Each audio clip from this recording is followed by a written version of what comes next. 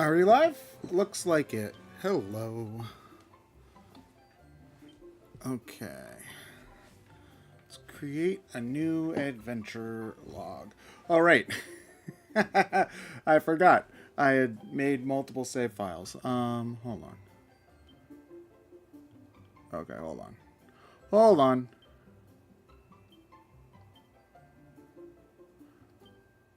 Hold on a moment.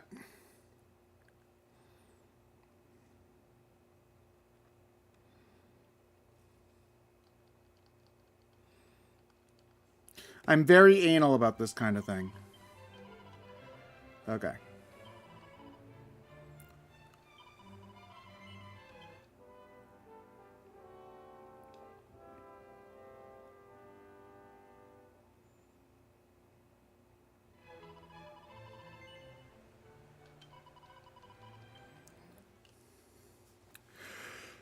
Okay. Hello. So you might remember that I was doing a leaf green run and that after I beat leaf green, we were going to play Dragon Quest. However, I changed my mind and we're playing Dragon Quest now.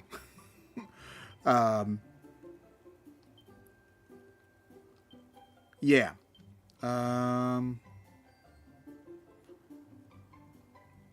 Oh, this remake's great. I've already beaten this remake.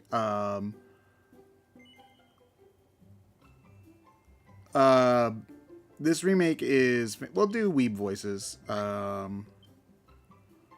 We'll do weeb voices this time. And we'll play hard mode. This is the, oh no, it didn't corrupt on me. We're just doing a new run. We're starting over.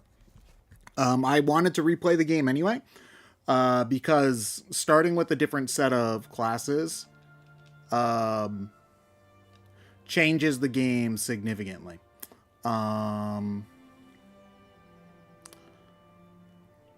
Yeah, no, this game's great.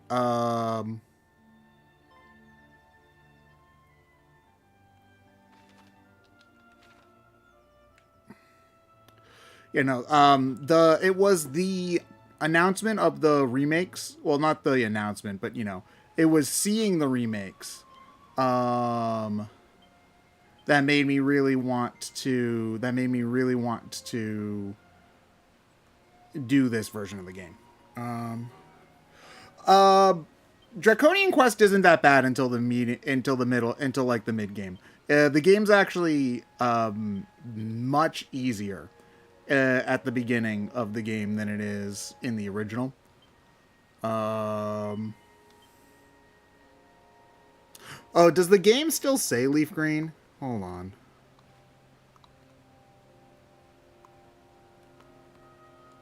Hold on. Category game. Oh, I don't have a game set. All right. Yeah, no, we stopped leaf green earlier. Do I feel okay? And now I'm gonna be a dirty cheater. One moment. DQ3 HD best personality. All right, let's see.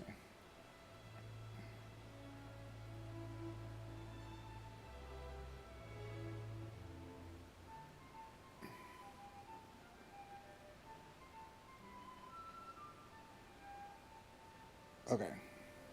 Yeah, the vamp. Okay, yeah, I want to start off as vamp. So hold on.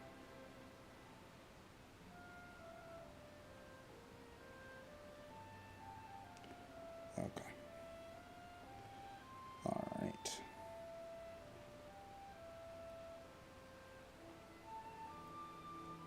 Okay, vamp guide. All right.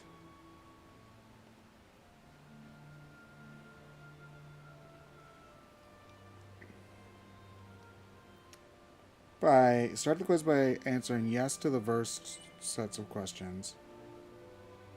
Is it unforgivable to break a promise no matter what? Okay.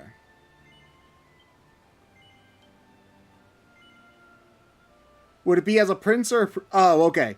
It's like, would you be reborn as a prince or a princess? I was reading this as, would you be reborn as a prince or a princess? Yes or no?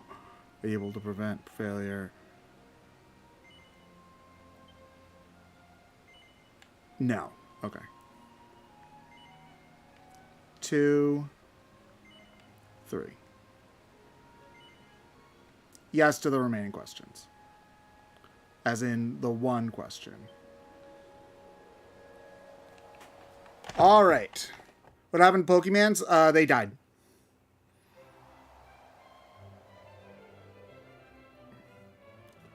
I don't know if I've ever seen this,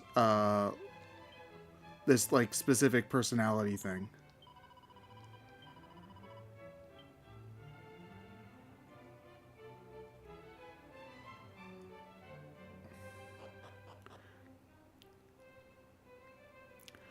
Oh yeah, no. DQ3 looks on Super Famicom is very, very good, and this version is based on that version. Yeah, the Famicom version is the first version to have the Famicom version is the first version to have this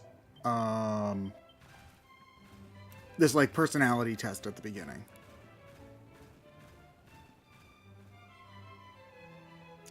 Oh yeah, for the if you want to do the 2D mode, it swaps what you're doing.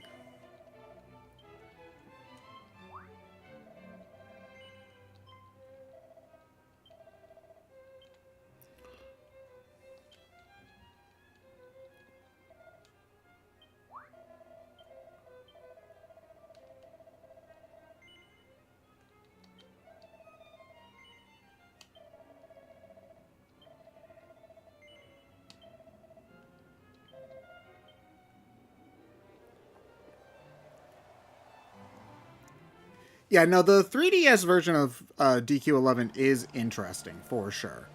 Oh,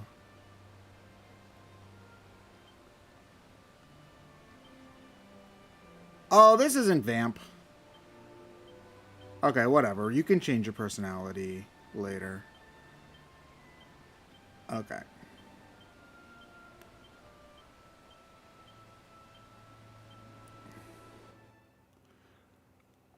Should in the moment. Yeah, I don't... The... What makes a chapter complete definitely is a bit arbitrary in DQ11. That's why I usually just play in 3D mode. Partially because the random battles get a little irritating.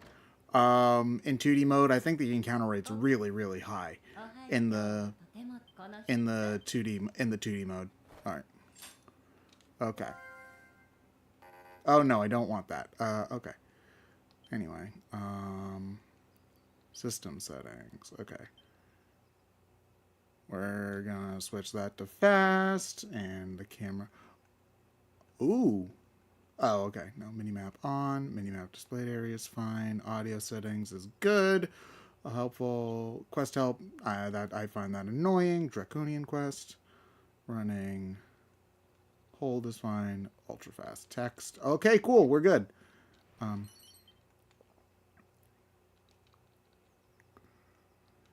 Oh yeah, no. DQ1 is gonna be an interesting one.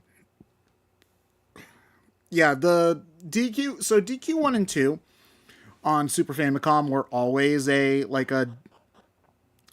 bundle deal.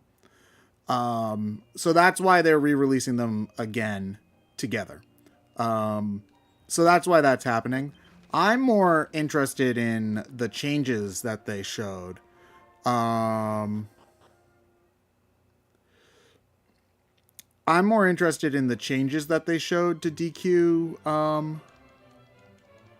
to DQ3, to DQ2 specifically, because the there's going to be a new party member in DQ2, and that's a big deal because the original game that completely changes the balance of the original game. And if you've played the original DQ2, you'll know that that game is brutally difficult. It's like one of the most infamously difficult RPGs of all time. And so the idea that they're going out of their way to change some of the stuff in it is really interesting to me. Like, I knew that they were going to be doing changes. Obviously, they changed a good bit in this version of the game, in this game too. But this game's mostly faithful, all things considered, to the original version. I think they're like there's the new class, which I suppose is a fairly big difference. But it's not I feel like in a game like DQ2, adding a brand new party member is a bigger change. It's also Kanik's sister, it's a cute little nod because in the original, if you read her like NPC dialogue, she always complains about not being able to go on the adventure. So it's cute that she'll be able to go with you. Although it is very interesting that like when you look at her design in that artwork that they showed, her art looks very brave. Her like face looks very Bravely Default. Versus everybody else, like the art style is slightly different, but it's still very Akira Toriyama-ish in design. Whereas the design for Princess of Kanik is definitely much different in like vibe to many of the other characters in the game. Probably the Bravely Default, I would assume so. Like it's the HD 2D team that's doing these remakes. So like I would assume, I did not want to do that. I'm too used to, how do you pull up the map? What's the button for the map in this? It's Y. There we go. It's Y to pull up the map in this. How would you say Classic GeoQuest compares to in difficulty and focus with combat? So Final Fantasy is much more lopsided in difficulty. Like Final Fantasy in general is a much less consistent franchise. Every Final Fantasy is drastically different. And that includes the difficulty. Like there are some Final Fantasy games that are fairly easy, for the old ones. There are some Final Fantasy games that are brutally difficult. You know, it's just not, with Final Fantasy games, it's like, it's always something very different. One of the big things about, did I come in here? Oh, mini medal, yay. One of the things about Dragon Quest is that the games are not as different from entry to entry. When you play a Dragon Quest game, you kind of know what to expect. In terms of the difficulty, I would say on average, Dragon Quest is harder than Final Fantasy. They're generally also more open games as well. Final Fantasy is much more about being fast-paced and linear, versus Dragon Quest is more about being slow-paced and exploration-focused. One of the things about Dragon Quest typically is that once you get to the mid-game, you can do stuff in whatever order you want. You know, like in this game, for example, you can get most of the orbs in whatever order you just happen to find them in. Versus Final Fantasy, like aside from side quests, you basically have to do the majority of the game in the order that you're expected to. There's some exceptions, like obviously, like Final Fantasy VI is the biggest exception I can think of, where the second half of the game is actually very Dragon Quest in its structure, when you think about it that way.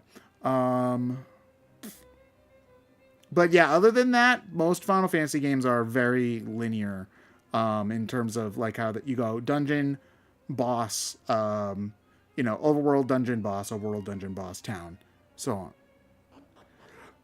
Yeah, I mean, I've read this story before. I mostly just want to like get into the meat and potatoes of the game, because Dragon Quest 3, I think that like this is like excellent like base RPG, like if you want a classic RPG experience, I think Dragon Quest 3 is phenomenal. I think it's so good. So good. With that said, like, you know, it's a game from 1988. Like, the story's, like, just fine. I do appreciate the added, like, effort that they went into for this game in order to make the story, you know, more in depth. Like, they did a lot more with, like, Ortega, your dad, and whatnot. Games with job systems. So games with job systems are interesting because, you know, games with job systems can't be balanced in the same way that a game without a job system can. For example, if you take a game like Paper Mario, is a good example. In Paper Mario, the devs knew exactly what you would have and exactly when you would have it at every single point. If you're at the end of Chapter 2 in Thousand Year Door, you have 3 party members, you have the Super Boots. They know exactly what you are supposed to have and whatnot. If you're talking about a game like Dragon Quest 3, the devs don't know what you're going to have. You could have any, like, number of class setups going on. Because of that, sometimes, like, the games end up, like, the balance for the games, you know, it ends up being harder than you'd think because, you know, you might not have the party setup that you need in order to beat a certain level. I found that Bravely Default in general is a bit harder, because the game also expected you to experiment. So there's more of a, like, trial and error aspect to some of the boss fights, in particular with Bravely Default. Like, if your party loadout isn't working in Bravely Default, you had to, like, mess with your layout and find a new one that did work. Versus Dragon Quest 3, because changing your class is more of an ordeal, you don't just get to change your class whenever you want. When you change your class, your level gets sent back to 1. So there's actual consequences to it. The game's a little bit doesn't require as specific of a strategy most of the time in order to beat many areas. You just kind of need to play smarter and, like, not choose a bad team. I forget what Minus Strike does in Bravely Default. Bravely Default was a fun game. I enjoyed playing it. It's been a long time, though, since I've gone out of my way to play Bravely Default. I remember that one of my favorite little combos in that game was if you had the Dark Knight class that saps your health, and then you combined it with the class that gave you health back when you could apply healing magic to your sword so that when you hit, you gain health back. I really liked that little combo. That was cute. I remember that the time mage job class was, like, basically necessary for many of the end game fights in Bravely Default. Bravely Default also has an awesome soundtrack. Like, one of the best RPG soundtracks. Go to -4 turns, yeah. So yeah, Bravely Default is a game I think I wouldn't enjoy as much on a replay, unfortunately. I found that going back to it, many of the same dungeons in Bravely Second. The dungeon design in Bravely Default's kind of ass. It's not very good. And I feel like I wouldn't enjoy that aspect of it. And then the little thing in the late game where you have to redo a whole bunch of stuff, extra stuff in order to actually beat the game. Wasn't a fan of that either. Yeah, no, I think that Final Fantasy, I think that Square's not interested in making a Final Fantasy game like this, because Dragon Quest is that kind of game. All right, let's make us some party members. I want to do Thief. I definitely want to do Thief. I want to do Warrior, and then I'm going to do Gadabout. And we're going to see how that works out for me. Okay, so what would I name a Thief?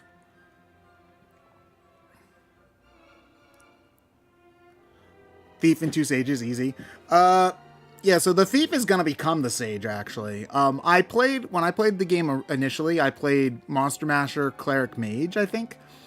Or Martial Artist, Mage. Or Martial Artist, Cleric. I don't really remember.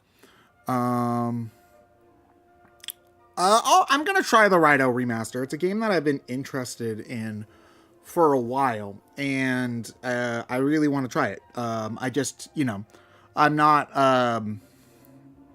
Yeah, I'm definitely gonna get it. We'll name our Thief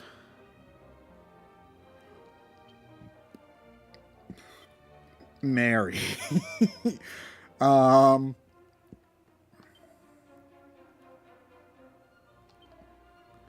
Okay, let's see. What outfit do I like best for her? I like the hat. We'll go with the hat.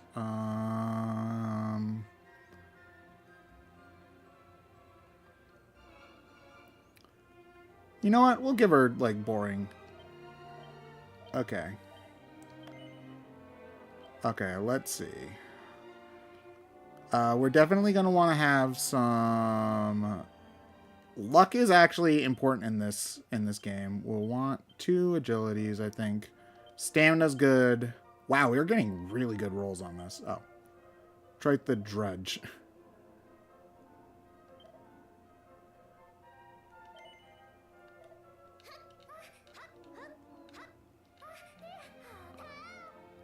I hate this part, by the way, because it makes me sound like such a like such a pervert.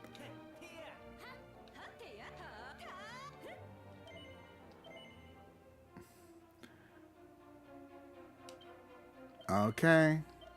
So, Mary, and now we need a warrior who we're going to name... What's a good warrior name?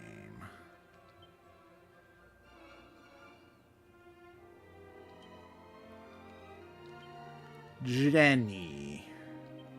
I'm really bad at naming stuff, if you haven't known. It's just, I feel weird giving them, like, absurdist names like I did with Pokemon, because they're real people and not Pokemon, Yeah, no, so we're not naming them... Oh, that's Maya's hair! I didn't know that one of the warriors had Maya's haircut. Okay, yeah, no, we're doing that. Oh, yeah, and if it's Maya's hair, we're definitely doing... We're definitely doing purple. Yeah, this game, you completely customize your party yourself. It's just strength and defense, right? Stamina.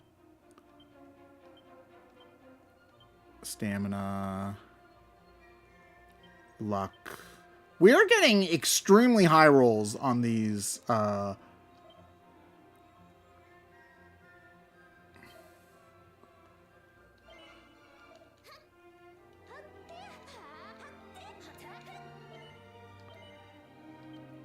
We are getting very, very good rolls on these. I just would like to say.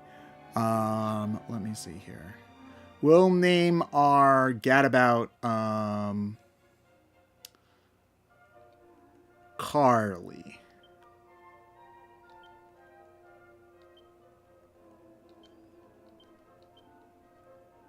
No, we'll do Carly with a Y. No, we do Carly just the I, because that's the silliest way to do it. And she's a... Yeah, I think DQ... My guess is that DQ2 is going to be easier than the original, but still hard. The fun thing about DQ2 is every time they've re-released it, it's gotten easier and easier, but it's still very difficult. Let's see, we can do kitty ears or bunny ears. I do like the kitty ears. Oh, that's doggy ears. Okay, and then 2 types of bunny ears. We'll go with the kitty. We'll go with the kitty ear. 1 and Blue hair. You gotta have blue hair.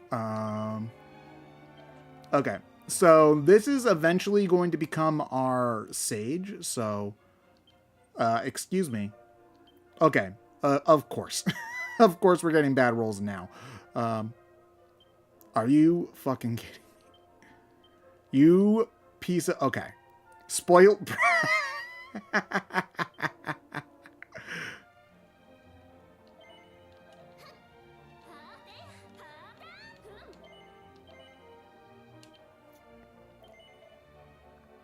Oh, wait. No, hold on.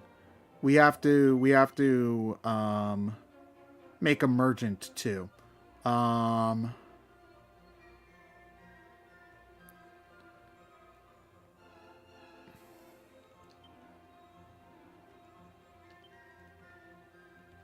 Because you need a merchant for late game. So we're going to name him Bezos. What's the most douchebaggy merchant? Definitely this one.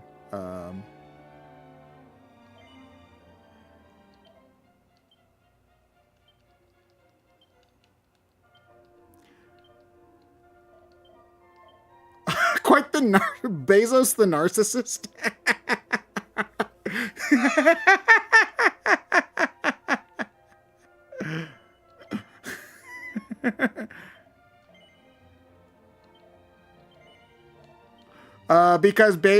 Because you, you'll see once we get far enough in the game. Okay, hold on. Who's got the best? Oh yeah, we have to do. Let's buy equipment for everybody before reordering. All right. No, we're not naming him. We're not naming him Musk. Okay. Let's go get some. Okay. Wayfarer's calls are so expensive. Jeez. What do we have equipped? You literally come with nothing. Okay, wonderful. Is there an actual equipment shop in this store? Yes, there is. Okay.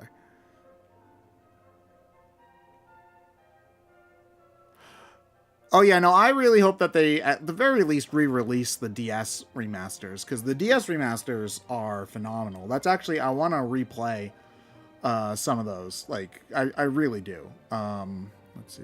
Club. Actually, we're probably better just doing a club. Okay, and then we probably want a knife for you. And then we don't have any more money for chicken nuggets. Okay. Well, you're getting a stick. Oh, they give us a club. Okay. To start off with. All right.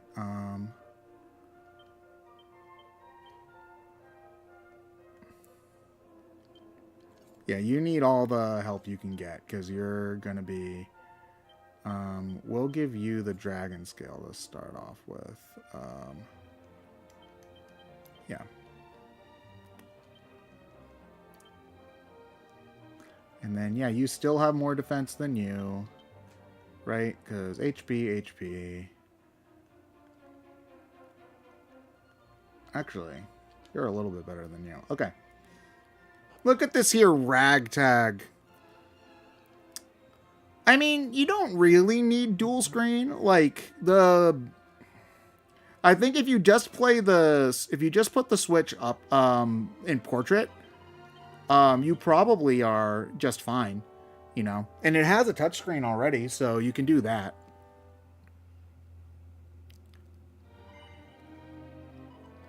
So there's a reason why we went all female, because Dragon Quest is sexist. Women in this game are just better than men. The female exclusive personalities are better. And on top of that, there's female exclusive equipment as well. So yeah, women are just better. Confirmed. All right. Oh, I forgot to set. I forgot to set the personality things. Okay, hold on.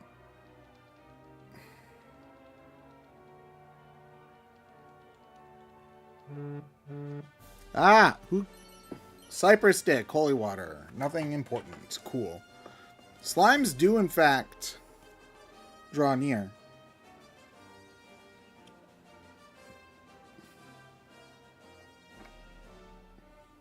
Okay. Oh, I think I can only select auto battle options in battle. Thankfully, here we are. Tactics. I don't know why DQ insists on having follow orders not be the default. I mean, in this case, I'm mashing the attack button anyway. But still.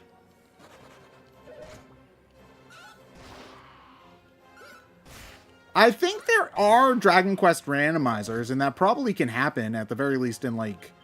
You could probably do a Dragon Warrior, like a Dragon Quest 1 randomizer, I think would probably be pretty reasonable. Although, you would have to probably alter the game data so that the random encounters are, like, scaled compared to your level. Because, again, like, if you walked out of the front town and then you just got hit, you just got hit with the final boss, like, it would be literally unwinnable. So... Oh, is the DQ Adventure of Dai anime any good? I have not actually watched it.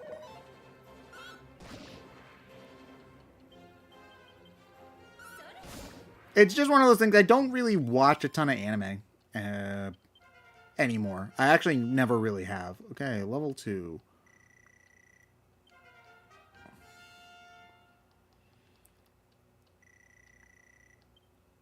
Slime drops a jump. Okay.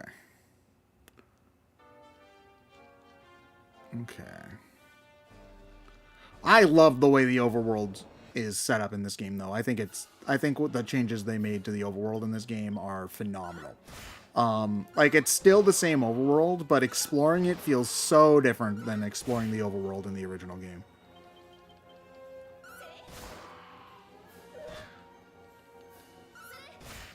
Oh, wait, did we just have our first goof off? I was looking at chat and I missed it.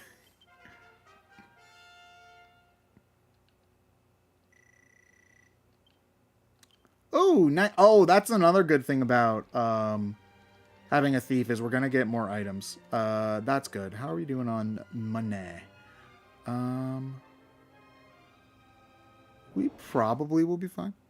Do I think Dragon Quest XI is better than 3? They're generally yes, but they're very different games. You play them for different reasons. Dragon Quest XI is a much more complex game than Dragon Quest III. In almost every way. You know, that's the kind of game that you're setting, you know, that's a 100+ hour game that you're playing. You know, you're setting aside a lot of time. It's a big commitment to play that kind of game. Versus DQ3 is a much... She pretends to take a tumble. I do love the Gadabout's little goof-offs, I have to say. Even if they are extremely unhelpful. Oh yeah, no, 11's generally an easier game, unless if you turn on Hard Monsters mode.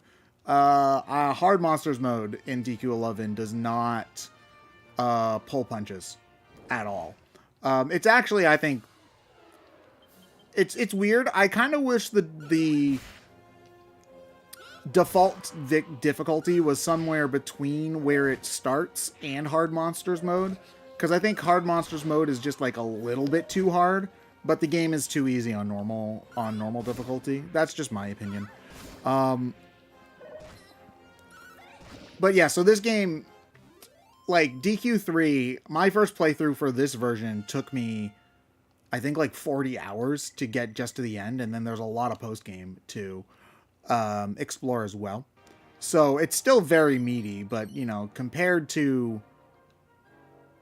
you know, a 100+ hour game, you know, it's much more manageable. If you're playing like the Super Famicom version, that's more like a 20-hour game. So it's much more manageable in difficulty there. Or, excuse me, in length there. The change to the overworld especially makes the game a lot longer. But I do love the way the overworld is set up in this game.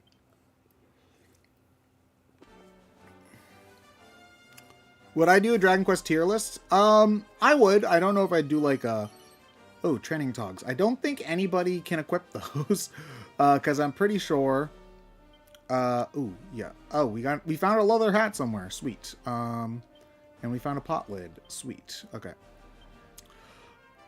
I would do a Dragon Quest tier list. You should probably also have these two. You're in the front, so you're taking more hits than everybody, so you should probably have... Oh, she can equip. I did not know Gadabout can equip martial artist equipment. That's actually, like, really good to know. We found a copper sword just lying on the ground. Okay. Sorry, you find a lot more stuff in this version of the game.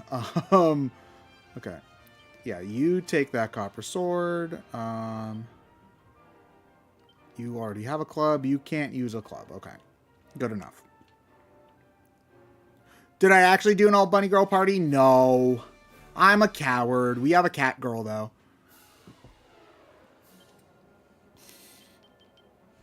Actually, we have a spell that we can use.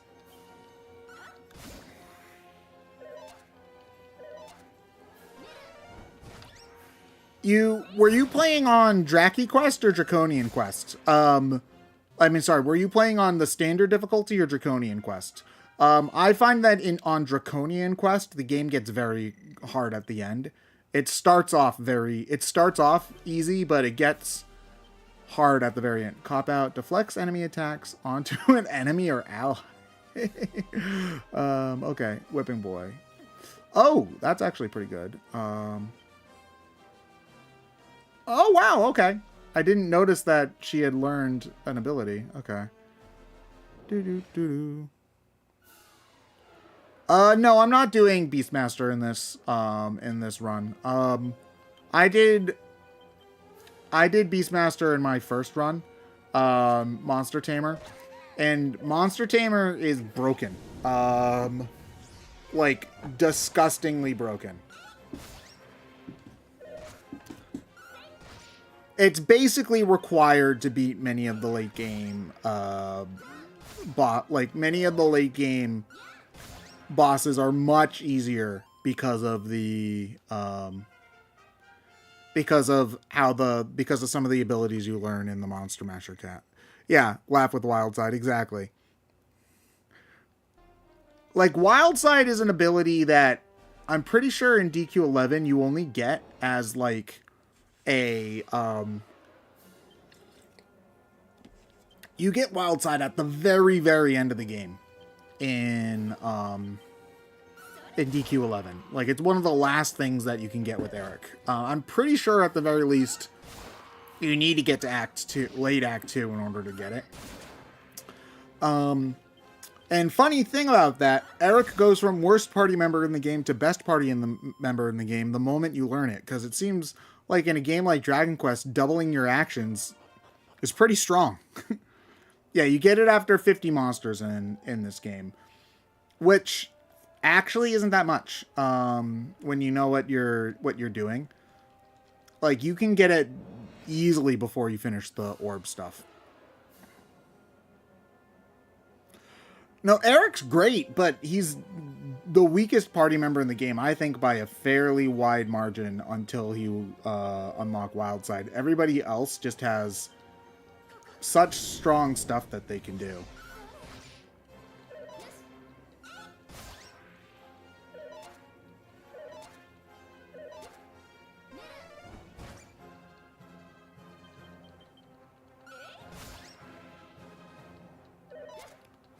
Oh yeah, no, boomerangs are great. I actually find that knives are a little bit better early on. Like early in the game, I find knives are better, and then late game boomerangs are just OP. Boomerangs are absurd in the late game for Eric. Yeah, Eric is the best damage dealer in the game with boomerangs late game. Some of the stuff he's capable of doing is absurd. I keep on thinking spells should be over there.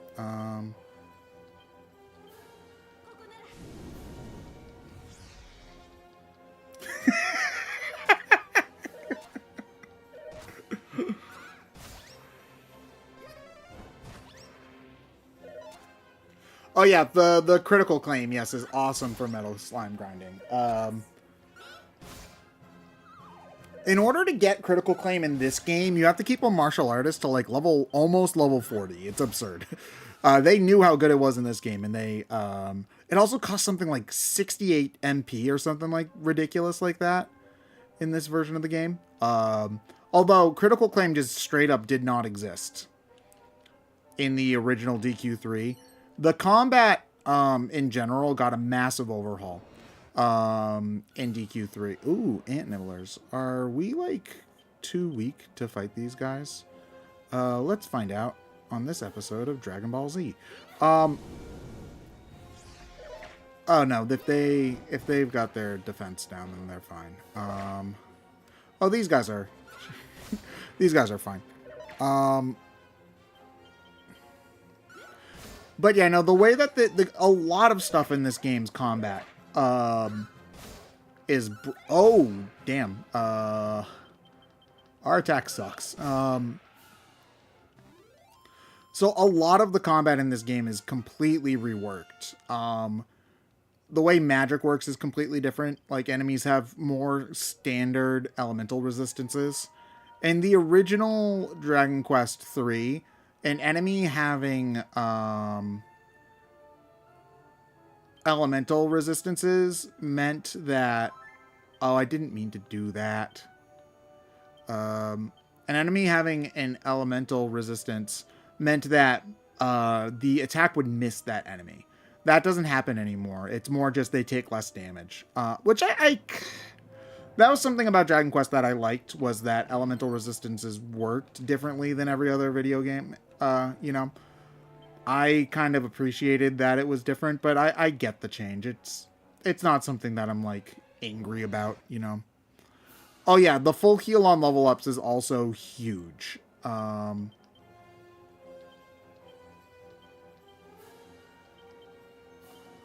Getting a full heal on level up is actually, like, it's game changing. It makes your sustainability in dungeons much higher. You know, it kind of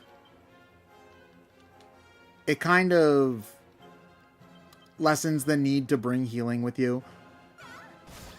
It also is part of why I feel comfortable not having a cleric in this version of the game. In the original version of the game, I would always do cleric every single time without fail. In this game, you get more healing herbs than normal because they're just all littered on the ground all over the place in the overworld. Plus, you learn heal at level 3 or 4, which I'm pretty sure you didn't learn that quickly in the original game.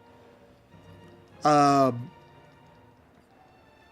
plus, you get the level up heals. So, like, I feel like needing a dedicated healer is not... And the first boss isn't until way later. Oh my god, that's a lot of dudes. Alrighty then.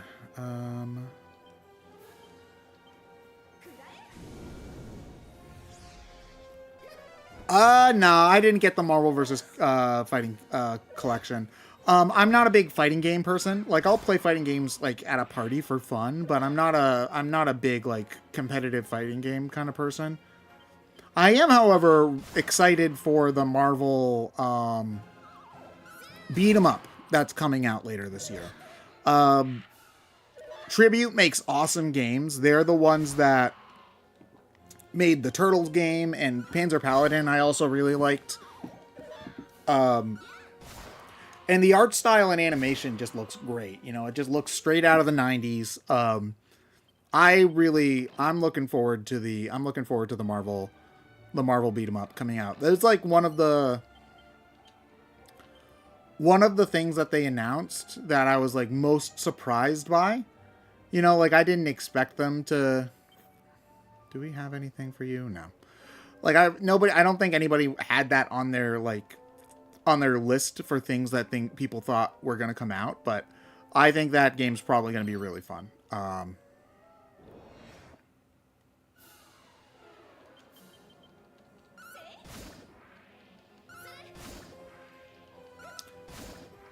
I'm hoping it has online multiplayer even on Switch so that I can play it with friends, because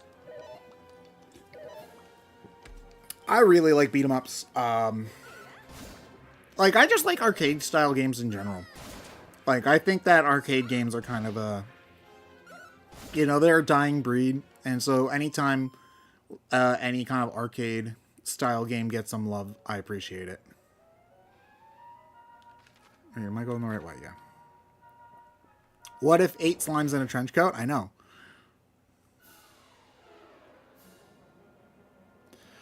Yeah, the base roster's interesting. Like, there's a couple people that they don't show on the roster, you know, that you kind of would expect. Like, Hulk and Iron Man, I think, are 2 big ones that I was surprised not to see. Instead, they have Nova and some other character I don't recognize. I mean, I haven't kept up with Marvel in a while, so I could just be, like just being a noob here. But yeah, no, I think, it's a very 90s roster, Storm, Wolverine, Venom, Wolverine would always be on the roster, but like, it's a very, like, I'm really hoping I'd like Hulk at the very least, Hulk. If there was one character to be the big, slow, heavy character in a beat 'em up, it's Hulk. To be the Max or the Hagar of the franchise. Fala Vel, that's what she was. Oh, it's a Captain Marvel character. Okay. Is she like an old Captain Marvel character or a newer one? I'm not too familiar with Captain Marvel comics. Oh, right. I forgot. This place is scary and dangerous. Like, these guys, we could very easily die here.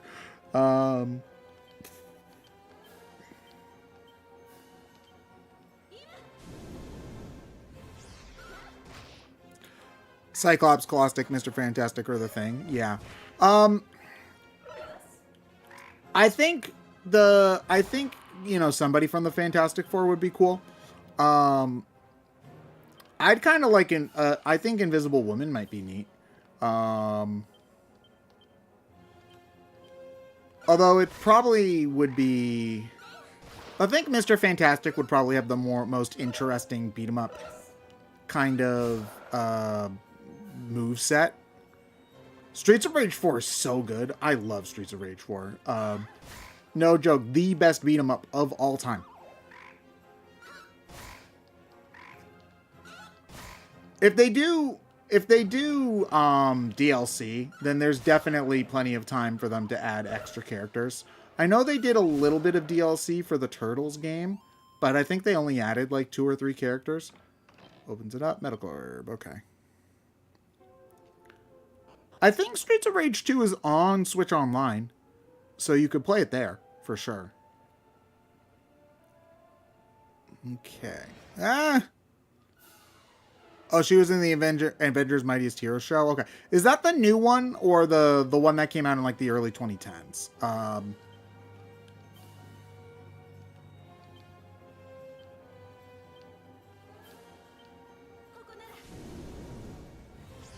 Cosmic Marvel, okay. The 2010 show, okay. That show was fine. I remember it, like, coming out in the early 2010s. Like, it started coming out, I think, right before the Avengers movie came out. And it's one of those shows that was, like, perfectly passable for the time. I appreciated that it, like, had an ongoing storyline, you know, like, each the plot line led into the next. It wasn't nearly as in-depth as something like Spectacular Spider-Man was, but it was still okay. We'll heal you. Spectacular Spider-Man, though, is perfect. Am I watching Spectacular? Is there a new Spider-Man show? I watched Spectacular Spider-Man like 10 years ago, the old one, which is awesome. That show's great. Oh, Friendly Neighborhood Spider-Man. I have not watched it yet, no. Sleepy Slap. Okay. Now, what I don't remember is if the game will even let me leave. Because this is the, like... Yep, nope, you need the Thieves' Key in order to get out of here. Yeah, you've heard the good things about Spectacular Spider-Man? Friendly Neighborhood Spider-Man? That's good to hear. Maybe I'll try it at some point. Controlling the Hulk is still pummeling the Shadow. I also appreciated that they didn't shy away from doing all sorts of other, like basically doing pretty much everything from the Marvel Universe imaginable. I like that a lot about Avengers: Earth's Mightiest Heroes. There's also like a great point in the show, like late on in the show, where it's like the Avengers get trapped, and so it's a bunch of other heroes like fill in to be the Avengers. And so it's Wolverine and Spider-Man, and Spider-Man sees Wolverine, and then it just cuts to an image of Spider-Man, and you see Wolverine's shadow in the background as he's fighting some alien or whatnot. And then you just see like the shadows pass over Spider-Man's face of how violent and bloody Wolverine actually is, and he's just got this shocked look on him. That's something that I love. I thought the humor was pretty good in that show too. One thing that I appreciate about, is that they were able to do something kind of neat with, I thought you learned Sleepy Slap. Or did you learn Sleepy Slap? You learned Sleepy Slap. Okay.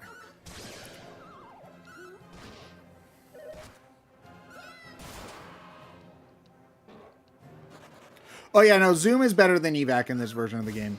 I was talking to Catherine, and she will still evac out of dungeons before zooming because she's a boomer, effectively.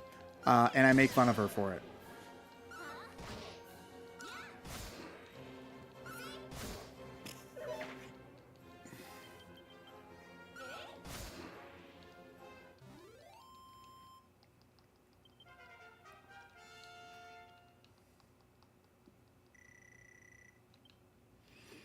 Honestly, how are we doing on money? We probably can just straight up just skip the base tier items and jump straight to the next shop's tier of gear. Like, we could probably just go straight to the next town and buy gear there. Boomers use evac, zoomers use zoom.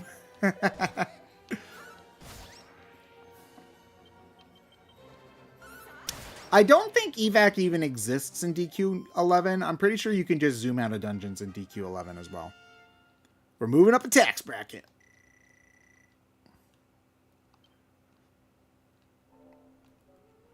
Yeah, no, they do acknowledge it. There's an NPC somewhere who says, oh, I heard back in the day, if you used Zoom, you got whacked on the head.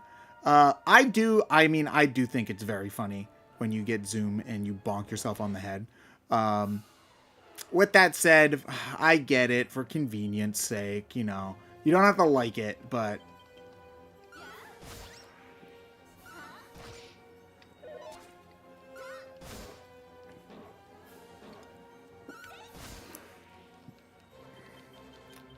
I do have to say, the warrior is pretty damn good in this version of the game. Like, they do a lot of damage. Oh, I love their hat. Nice. Like, you do a lot. Like, they're doing a ton of damage.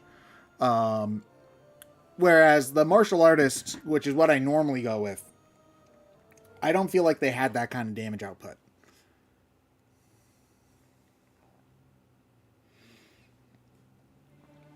Like, when I played the game initially, like, when I'd done like 4 or 5 playthroughs of DQ3 before this game came out, this version of the game came out.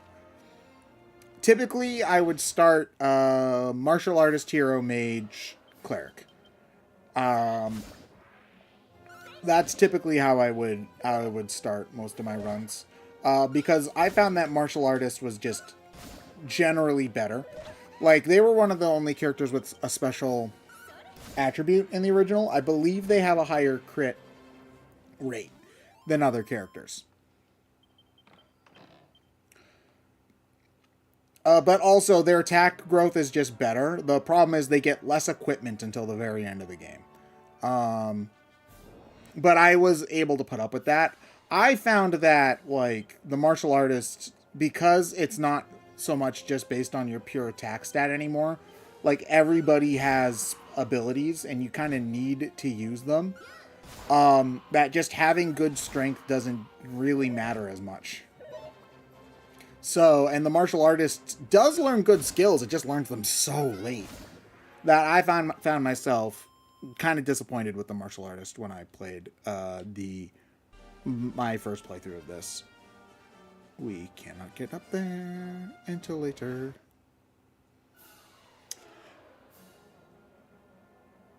Gold claws aren't late game, but they're also like a pain in the butt to get, and like they're good, but they fall off even, not too much long after that. No, Gadabout. So the thing about Gadabout is Gadabout's bad. Gadabout is actively not a good party member. The thing about Gadabout is there's two things. One, Gadabouts have the best luck growth in the game. So if you take one, you get a ton of luck growth, and luck not in this version of the game, luck not only improves like stuff like finding items and critical hits, but it also just increases your damage. There was a Reddit post I read that like explained how luck improves your damage. I don't remember the specifics, but like luck is just very, very strong in this game. On top of that, they learn skills that are very, very good. Like one of the skills that they can learn the whistle so that you don't have to run around while grinding, which speeds up late game grinding a lot. They learn the ability that doubles your magic power, which is phenomenal. And also they can be reclassed to Sage for free. You don't need any items to do it. So like taking Gadabout is basically like saying I can handle the early game and I want the late game to be easier.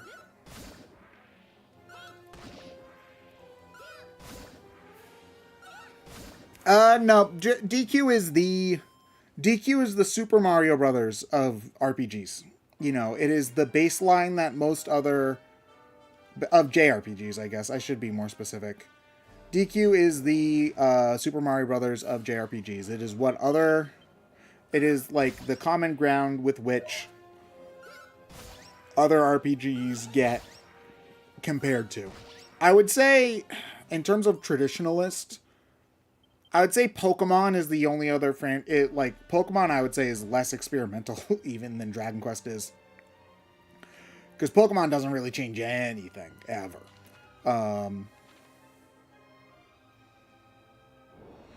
As many YouTube, it's the origin of console RPGs. Exactly. They basically were taking elements of Wizardry and Ultima and trying to make it more accessible. Because computer gaming was not super accessible in the 80s. So they wanted that kind of style of gameplay to be, something that could be done by more people.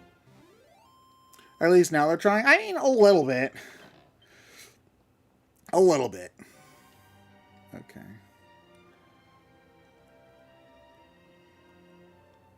Oh man, this is one of the things with any other franchise, I wouldn't have to be grateful that we get the good version of the music the first time. But, that's why we're glad that Sugiyama is dead.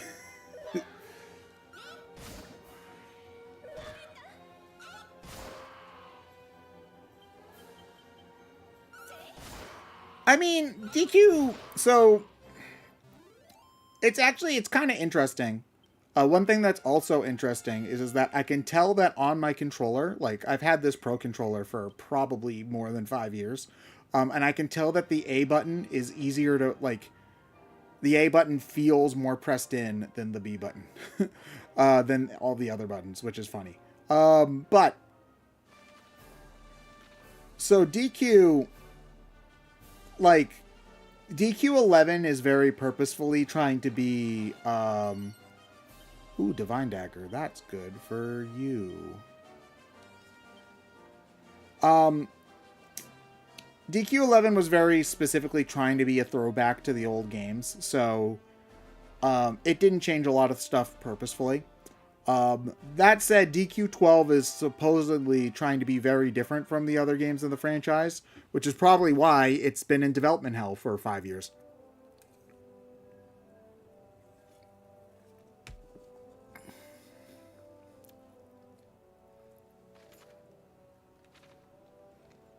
Do I need to heal? No, I'm good.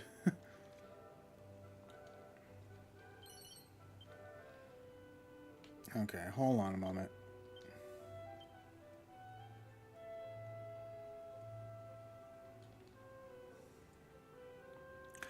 I don't know if they'll go on full-on action RPG, but I wouldn't be, like, it's not too far out of left field for that to happen either. Let's see here. Can I even afford any of this crap? If I upgrade to Chain Sickle for some of these guys, I can upgrade, I can hand me down something else. Let's see here. I don't think I even bother with the leather shield. It's not that much better. Can't equip Tortoiseshell, okay. Yeah, it's only 3. Okay. I think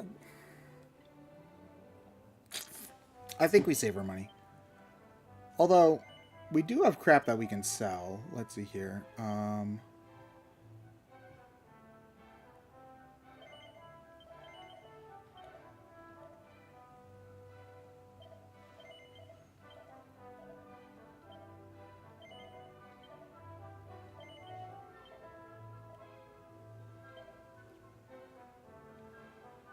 Yeah, no, we're not. Oh, yeah, we've got a bunch of stat seeds, too. Hold on.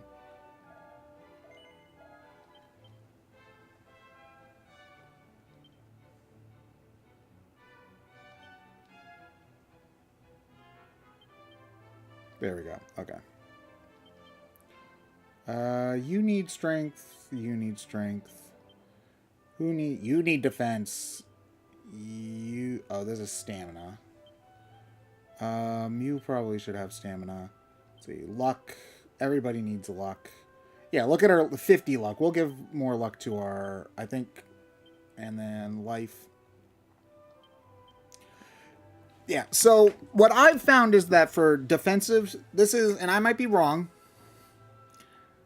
I might be wrong here.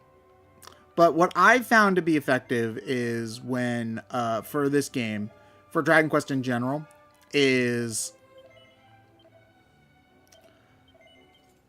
I've found in Dragon Quest the best way to go about stat seeds is you give the you try to use defensive stat seeds to, like, shore up your weaker characters. And then you try to maximize damage with offensive seeds. So, like, you want to give your attack, like, your plus strength seeds to the characters who use a lot of strength. You know, your wisdom seeds to the characters that are using magic, stuff like that. But for stuff like life, you want to use life seeds on characters with low hit points, defense on people with low defense. That's kind of how I've always seen it.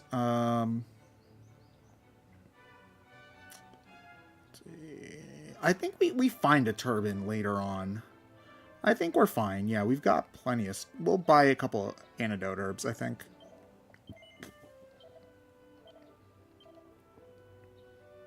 You just give every stat booster to the main character. You know, actually, I'm pretty sure that It's very possible to beat the game with just the main character. Like, you don't equip any, you don't get any extra party members at all. That's something that's very doable. I don't recommend it, but it's certainly possible. It's probably already been done, actually. I also don't remember, like, what level you get the ability that lets you see where hidden items are on the map, or like count the amount of hidden items are. Oh, we got a bunch of money there. That actually, hold on. Hold the phone. Go Dragon Quest 1? That's a horrible idea. Yeah. So the one good thing about it, the only good thing about doing it that way, is that experience gets divided evenly among all the party members. So if you go for one party member, just go straight for the hero, you do get experience 4 times more quickly. With that said, still a bad idea. Don't do it.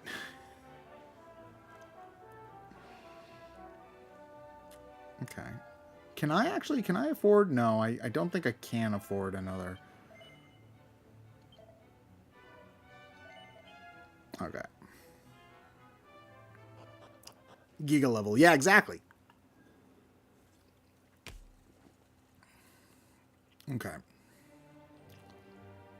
I don't know how far we're going to get in this today, also for the record. We'll figure it out when we get there.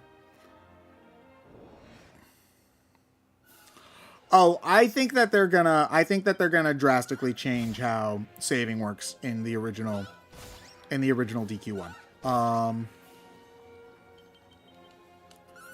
I don't think that the game is gonna function. I think that the game's gonna be changed a good bit. With that said, I think it's still gonna like mostly be DQ1. Like the original DQ1, but I think stuff like saving's gonna be made easier. I mean, at the very least, there is going to be a quick save, because there's a quick save in this game. So, you know, there's that at the absolute least, so, which is good. But I think that they'll also add more hard save points.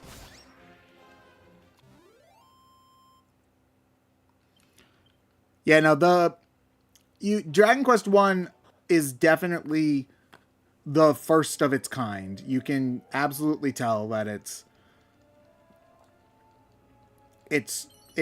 didn't know exactly what it was doing right away. And stuff like only one save point is one of them. You know, you were also like definitely expected to like write stuff down for DQ1. At the very least, DQ1 does tell you everything that you need to know. Like, there's no guesswork there's not really any guesswork in the game, in the sense that if you talk to all the NPCs, you will eventually figure out what you need to do. Which isn't something that can be said about every RPG from the time.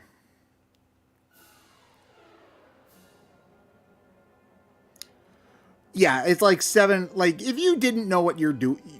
You know, if you were from way back in the day, like, and you were playing the game for the first time, you know, it probably took longer because you were figuring it out all on your own. And people also didn't, like, count hours and whatnot back then. But yes, like, if a modern day gamer tried to play the original Dragon Quest 1, probably like a 10-hour game for them.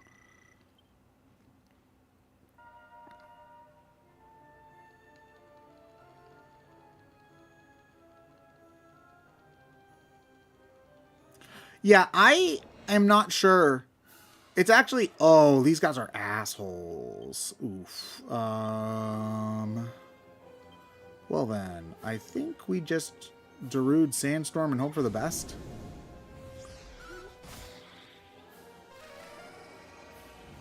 Oh, now we're Darude Sandstorming.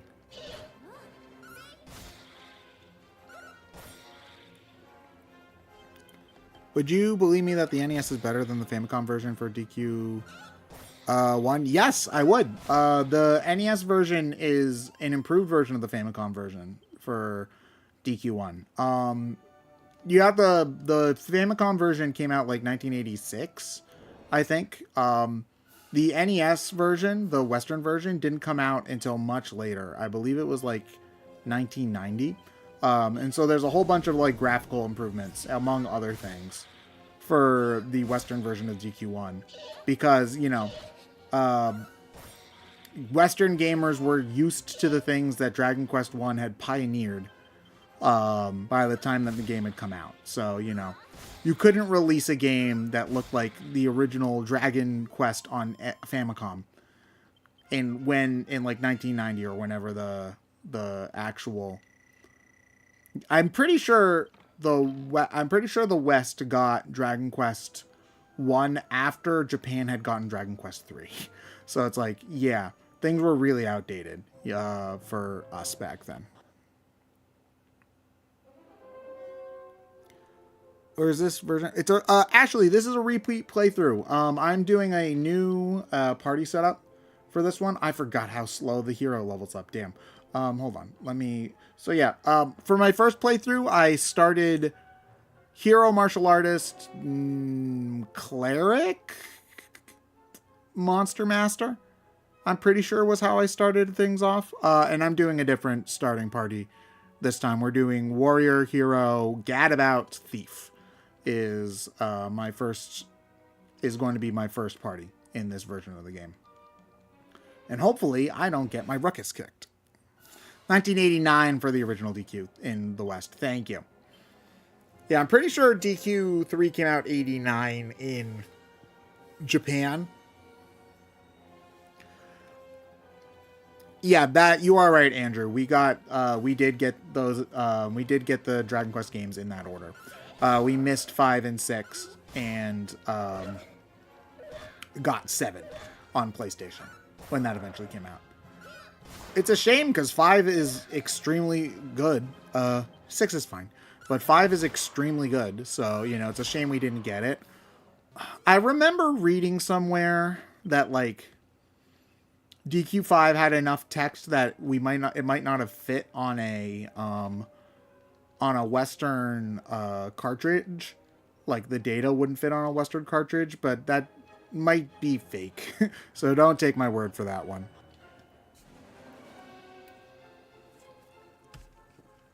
The real shocking thing to me is that DQ2 came out like I think 6 months after the original DQ came out, which just seems wild to me, Like, talk about a tight turnaround.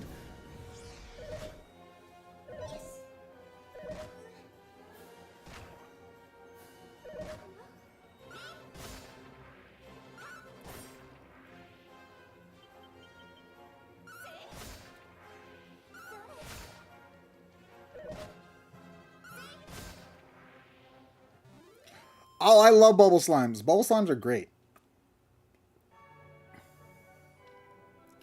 DQ3 NST. Yeah, no, the DQ3 and 4 came out very late in the West. I'm honestly surprised they came out in the West at all, considering how poorly DQ1 did in the West.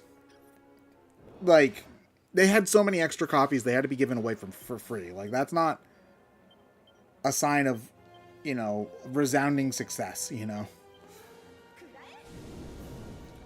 And those are not easy games to localize either, It takes a lot of translation work, and they,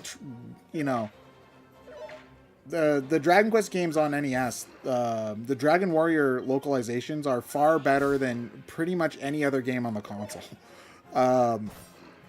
You were lucky on the NES to have a game that was grammatically correct, let alone something that had stylized, stylized writing, Ooh, free leather shield. Let's see. Who needs that? You do not have a leather shield, so you are getting that one. Did I even get 4? Yes. The US did get Dragon Warrior 4. I have played Dragon Quest 4 a lot. Dragon Quest 4 is one of my favorite games in the franchise. Dragon Quest IV is just like a really well-paced RPG. You know, it's pretty linear. There's not a lot of like, it's not like this game at all where you get to like customize your party and whatnot. You know, the game gives you what it gives you and it tells you to like explore. But because of that, like the pacing's immaculate in Dragon Quest IV. One of my favorite games in the series. Oh, Ashley, no, that's totally understandable. Stat altering spells and stuff I find, is something that is very tricky for newer players in many RPGs. You know, like if you're not used to needing to use them. Ooh, boomerang. Who can actually equip that? You can. Can you equip the boomerang? Yeah, but it's only one better. It's actually worse for you. Okay. We'll give it to you. So yeah, I've found that like mastering things like when to buff and debuff is very tricky for many. Like it's a tricky skill to learn, and a lot of RPGs, it's not super easy to like. It's not super necessary in many games to like use those spells. Like when I'm playing most Final Fantasy games, they go unused pretty much. I feel like you're wasting a turn. Yeah, and no, that's definitely understandable. It's very mathy, is the thing that I've noticed. It's like you have to think about it in terms that aren't necessarily like intuitive. Like you have to think, okay, if I'm buffing my damage by double, that means that I have to keep the buff up for at least 3 turns before I'm doing more damage than I would have just by attacking over and over. And then part of the thing about DQ3 is the best strategy in the game by the late game involves taking multiple hits per turn. So you have to like also think about like, oh, because I'm attacking more than once per turn, that means that I'm actually like technically quadrupling my damage. And yeah, you get what I mean when I say it's very mathy.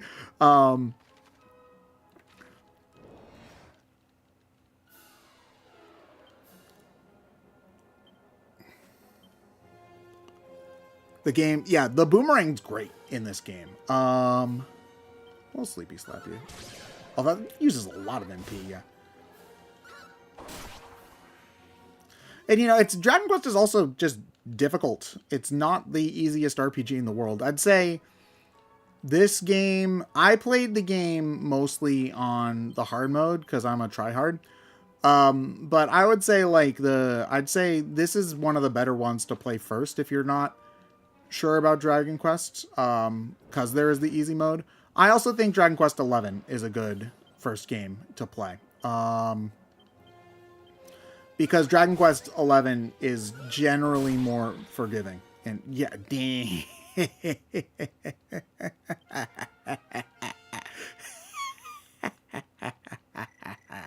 Oh man, I love wiping out multiple enemies at once. Feels so good. Maybe I should have gone mage. I didn't do mage in my first run, and maybe I should have done. Oh yeah, no, 11's is just nice. Like, so 11's interesting in that it's somewhat like Dragon Quest IV in the sense that you have a set party. So you basically you have a set number of options effectively. But the other thing about it is that there's so much customization to the skill tree in that game that you can make different playthroughs feel much more different just by, like, when you get Jade, for example, going into claws instead of spears. You know, the game feels very different.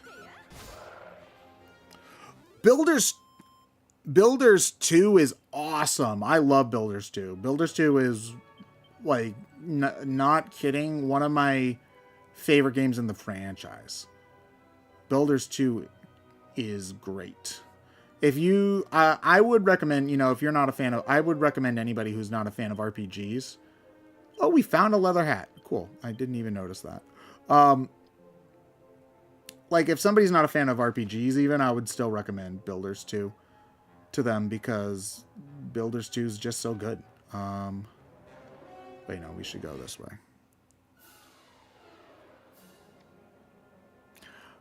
Oh, I forgot that there's these guys. So Builders is very similar to Minecraft.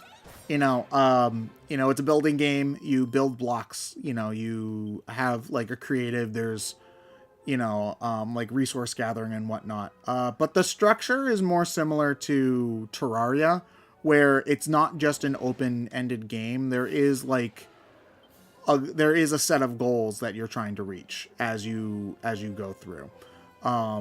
You have to, there's stuff you have to explore, go to a specific place, find this specific thing, fight a boss. So it's basically Minecraft with the story mode is the best way to explain it. Builders 2 in particular, I think is phenomenal. There's still some RPG elements because you still get like equipment and stuff to find, and you level up, and and stuff like that. There's shops and whatnot, so it still has an RPG feel, but it's all real time. Oh yeah, there were some changes. I forgot that there were some changes to the controls in Builders. Wait a minute.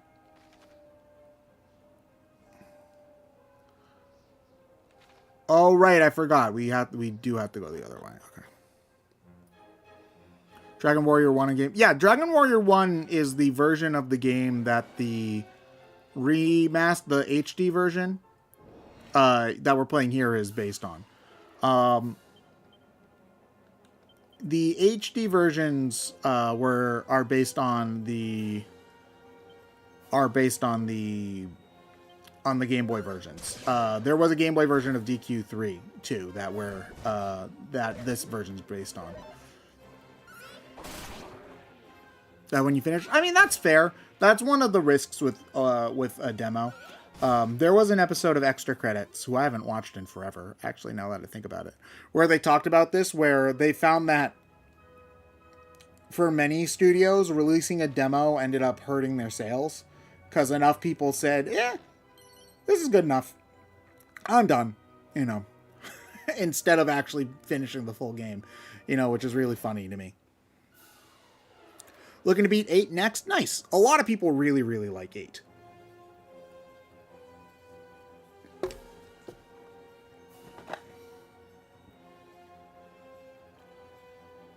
Excuse me, that's rude, weather forecast. My phone is telling me it's supposed to be 40 degrees tomorrow. I was told it was supposed to be 60 degrees tomorrow. I am very unhappy about that. I'm going to complain to God's manager. Star Fox Zero had a demo? I know it had like an E3 demo, but I didn't know if it had like an IRL demo. To be fair, and I say this as like one of the 5 people who liked Star Fox Zero, Star Fox Zero is also one of those games that is not good in a demo because the learning curve is so high. The game takes so long to like get a grasp on the controls that like it doesn't really feel smooth to play until you've played it and beaten it like 3 times. And now granted, yes, some people might say that is not the most resounding, praise you can give a game. And to that I can say, you know what, fair, I agree with that. But I enjoyed Star Fox Zero enough. 40 degrees Celsius, right?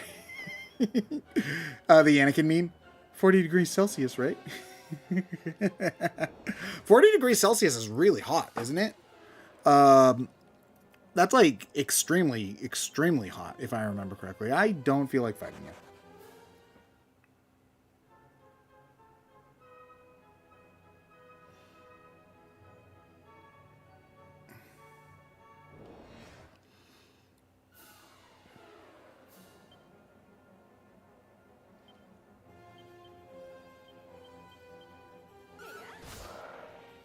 About 100 degrees, yeah.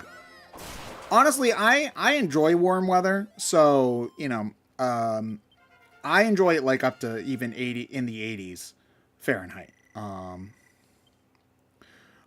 very happy with that kind of weather, but I know a lot of people do not like it that warm at all. I have not seen Super Mario Eclipse, no.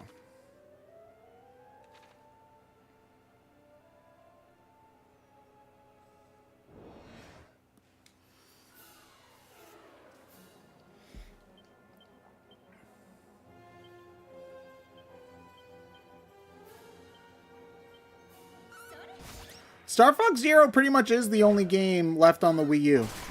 You are right. And I mean, it is also the only game Nintendo tried to do the Wii U thing with, Like, it was the only game where they made an attempt at using, like, the system's gimmicks in an interesting way. Um, say what you want about the Wii. The Wii, I love the Wii. I know that some people have issues with the original Wii. But the Wii at the very least did what it was trying to do. It was a motion controlled. It was a motion controlled system with motion controlled games. That's what it wanted to be, and that's what it was. The Wii U was not that. The Wii U did not really care about its own gimmick at all. It almost seemed ashamed of its own gimmick. Actually, like, you got a few games that use the touchscreen, but that's basically it. Oh yeah, the magic keys in the original Dragon Quest. I wouldn't be surprised if they changed them in the remake. Like, that might be, oh, that means you can't get put to sleep, right? I think I'll give that to you for the time being. Ooh, it increases luck too. Yeah, we'll give that to you for now. I need to be better about using these, like, these status protection equipments in this run, because there were definitely a lot of times in my first run where I just ignored them out of stubbornness.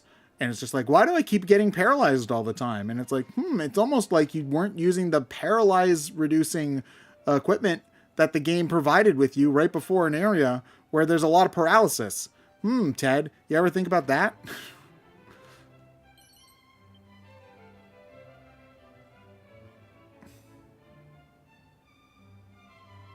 Yeah, no, it increases your. That's what I mean. The rousing ring makes you less likely to fall asleep. You can, yeah, there is an item later in the game that makes it so that you can't get put to sleep at all. I forget what it's called though.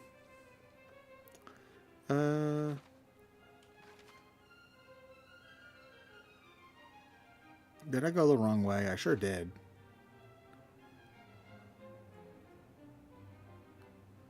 Oh yeah, I do have a gadabout. That's Carly is our gadabout. She'll be useless for a while. But it's worth it. I do want to try the all gadabout playthrough at some point. I think that would be funny. But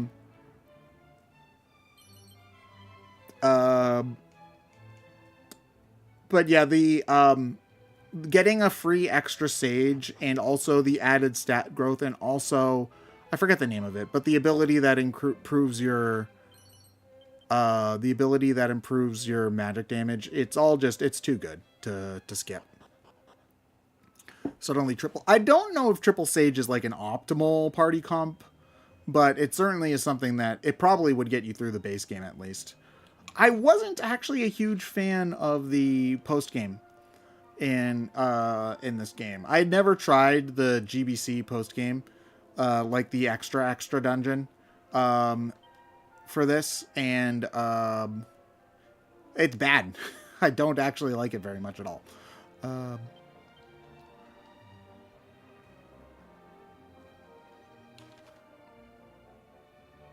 Okay, let's go to the mini metal dude. Okay.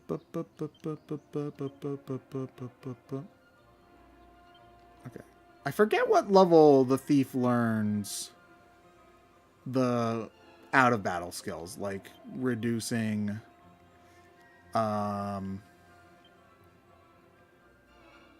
reducing encounter rates and all that stuff.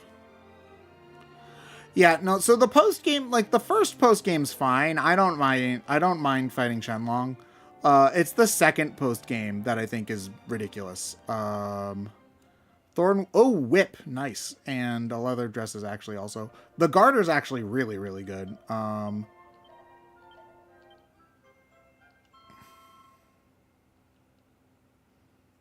3 stages of the cannon party. I don't know if there's a cannon party. Okay, let's see. Who else can equip the Thorn Whip? You can. Ooh, and it's a big increase too. But it's better for you, and you also will hit every turn, no matter what. So we'll do that. Also, yeah, there we go. All right, now let's look at our lineup and make sure defense 59, 35. Ooh, you have more defense. Oh, I gave her extra stuff though. 37. Ian. Wow, our hero is a wimp. Get to the back of the line, Wimpy. Oh man.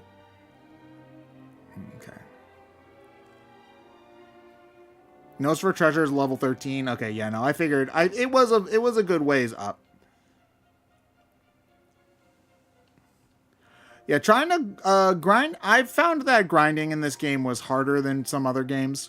I just felt like the encounter rate for metal slimes was lower than in other games in the franchise. But I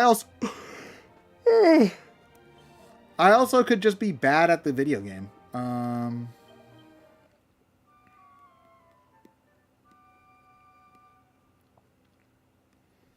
Time is it 9?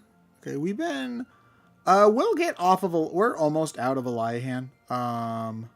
I could probably get out of Eliahan before we need to finish tonight. I, however, just wanted to I wanted to check that guy's house because I'm pretty sure there's something in that guy's house. I'd also like to get the garter so that we can give our hero the vamp personality ASAP. I do know about the slime island, yeah. I felt like there should probably be somewhere that's faster because it didn't feel that fast to find liquid metal slimes. It seemed pretty slow. But, you know, that could just be me. Okay. I could have sworn there was a mini metal in here. Oh, there it is. Okay.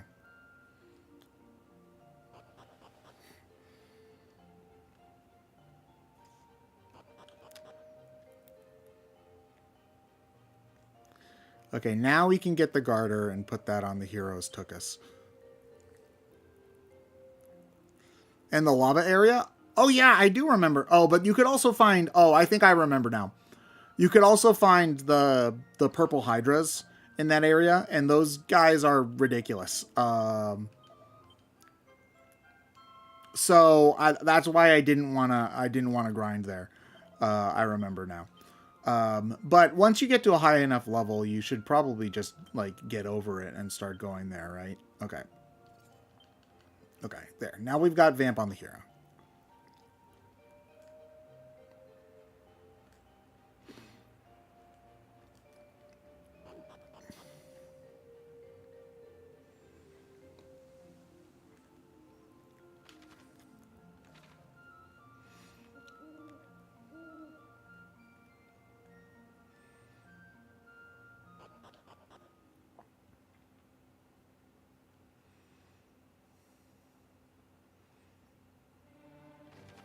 Okay. Wait, I'm a dummy. I forgot about the thing that the quick way back in there.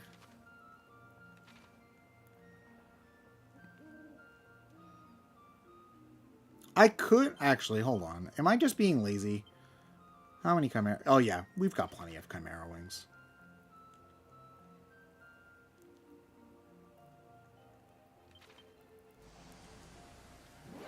Worst status effect? Paralyze probably is the worst one to get hit with, unless if I'm forgetting something.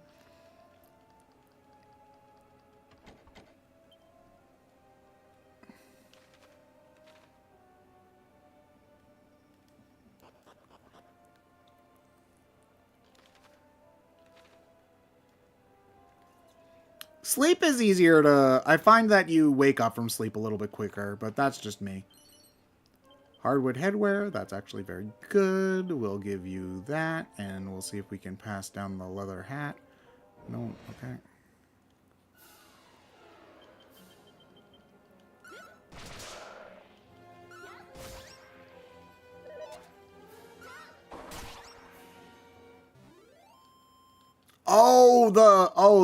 The fizzle, yeah.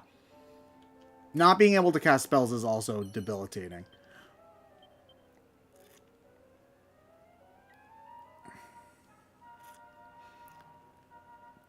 One thing that I'm pretty sure is different in this version of the game is that I've noticed, and I don't know if this is like hard-coded into the game, but I've definitely noticed that status ailments don't last as long.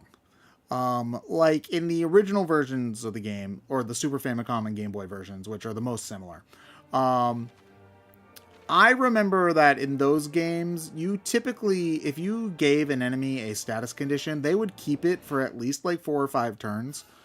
And in this version of the game, it feels like 1 or 2. So I feel like they nerfed status ailments in this game a good bit. Because that's one of the things that was really good about using status ailments in the old versions of the games was that, okay, if you think about it in terms of conserving MP, you could either, use 4 healing spells, which would probably end up costing you like 12 MP. Or you could use 1 sleep spell, which costs like 3, and prevent that damage from happening in the first place. But, if you have to continuously reapply the sleep status effect over and over and over again, you're not really saving that MP cost, are you? It's more about, like, does your other magic do more damage? Like, is it faster? Is it better just to get the enemies off screen and blow them up the old-fashioned way? There's a lot of stuff about this game. Since this game got majorly rebalanced, I don't know what the best, strats are anymore. Which is interesting, actually. I appreciate, when the game gets a significant change in that way. Because you can still always go to the old version of the game and still play that, nothing's stopping me. It's even on this console. There's the mobile version of DQ3 is still available on Switch. It looks like ass and sounds like ass. Like, the graphics and sound are terrible. But it plays almost identically to the Super Famicom version of the game. So if you want the old, battle system, it's still available. Oh, I forget what the Shenlong wishes are. I think I wished for the new dungeon. Was the first one I did. Because I figured if I went for the new dungeon, then I could earn more experience doing that and make future fights easier. But to be honest, it was a couple months ago. I don't really remember.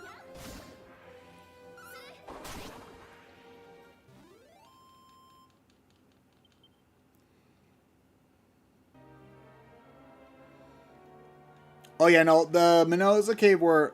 I think Thwack and Whack are also changed in this version of the game.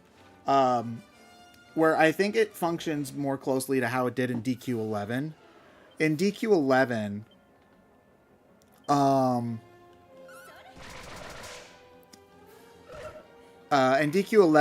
Thwack and Whack are more likely to work on enemies if their HP is low. Which to me kind of defeats the purpose, because the idea of using an instant death spell is that you kill them quickly. It's like, why would I get them to low health and then use an instant death spell? It just doesn't make as much sense to me. I'm not a huge fan of the new way they do Thwack and Whack, personally. I more like it when it's, certain enemies are just super resistant to it, and other enemies are less resistant, and it's more about finding which enemies are good against which enemies are weak to which abilities. That's what I always liked about Dragon Quest. Oh yeah, being able to change your hair color I thought was a funny new addition. I don't believe that was in the old ones, because customizing your party member's appearance is something new for this game.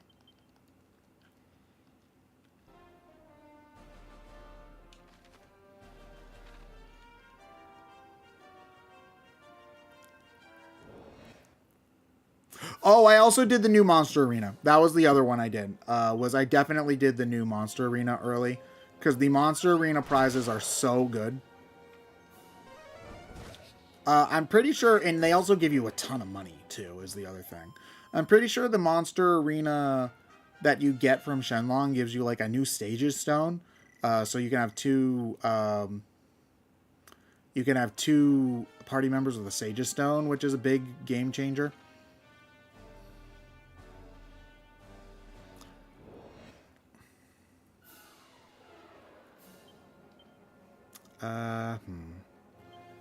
Oh no, these are the spike tears. They're not the like the normal ones. But poison's also bad, so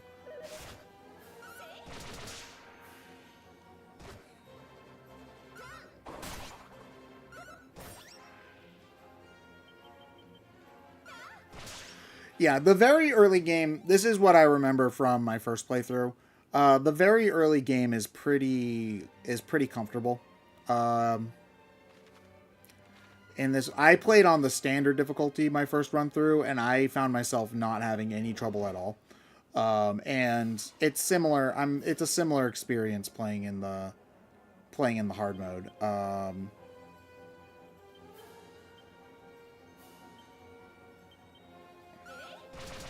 It's like once you get out of Elihan where the game starts getting much more difficult, where you run into...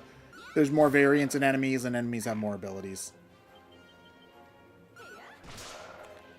Yeah, it's great. I have a Liquid Metal Slime plush. It's over there, and he's smiling at me. I wish Dragon Quest merch wasn't so rare in the States. You basically only can find it at, like, Japanese specialty hobby shops. We'll use a strength seed on you because your strength is actually pretty bad. Oh, that's because you're not the hero. Oops. I should look at what I'm doing. You probably could use more stamina. Wisdom is actually going to go on the Gadabout because she needs it the most. And we'll put some on you and some on you for agility. Yeah. Road to the Pyramid definitely was a step up in difficulty for sure. Yeah, I'm very fuzzy on specifics because I haven't played this game in like 3 months, so I don't really remember the exact timelines for everything and whatnot. But it was, the pyramid was definitely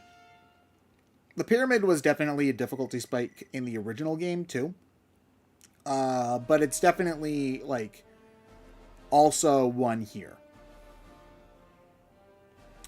Oh, I love canna boxes.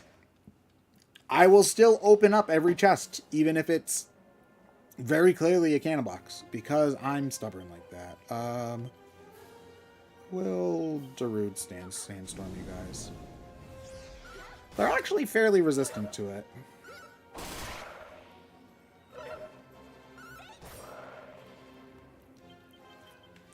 I'm thinking now, actually, Mage is probably very strong in the early game. You have a cat girl in the party? Yeah! Listen, every party needs its own resident cat girl for moral support.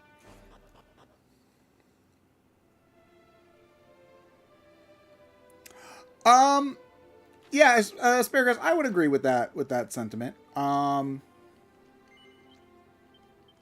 I like Dragon Quest XI a lot, and there's definitely a lot of points where I am comfortable marathoning it.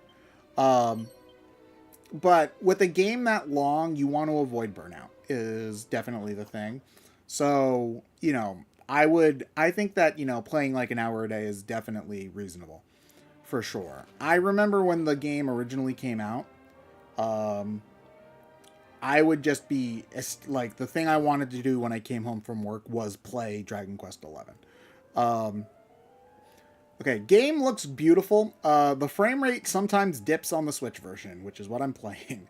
Like, you can tell right here, the game's chugging a little bit, but like, the lighting and the particle effects are so good, but The Switch definitely has issues with it, even when it's running at 30 frames per second. I also believe that the Switch version has longer load times than the other versions of the game.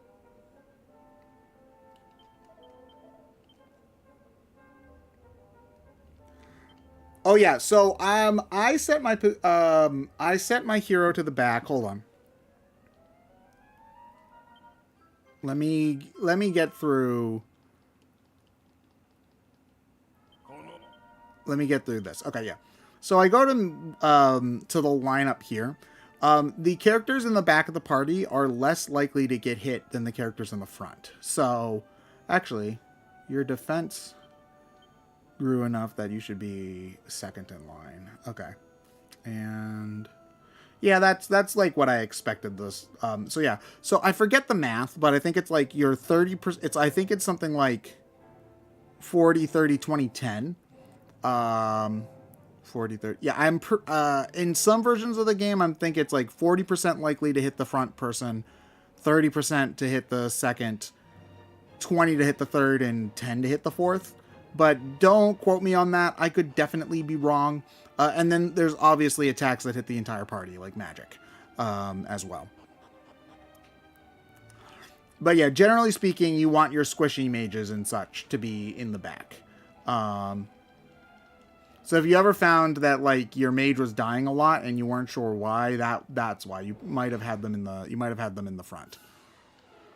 Like by default, the hero's in the front, which is, you know, not bad. Like the hero has decent attack, like has decent defense. Excuse me. So they can. Oh, I forgot these guys can call for help. You jerks. Yeah, the hero has decent survivability, so it's not bad to have them in the front. And for many party configurations, it's best to have them in the front. But for me, the warrior is a tank. That's their role. Ooh, rabbit. I forget what the rabbit tail actually does. Happy camper. I forget what happy camper does. Hold on.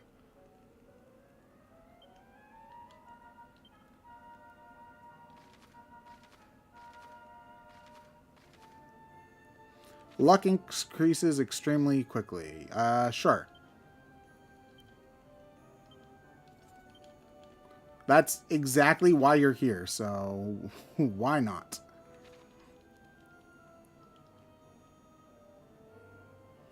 It got pulled off of PlayStation Plus. Oh, that's a shame. I don't want to spoil it for you, Ashley, but the end game is there's a big shakeup partway through the game in Dragon Quest XI, which I personally love. I love the shakeup that they do in Dragon Quest XI, but that's part of what makes it one of my favorite games in the series, is that Acts 2 and 3 are drastically different from Act 1.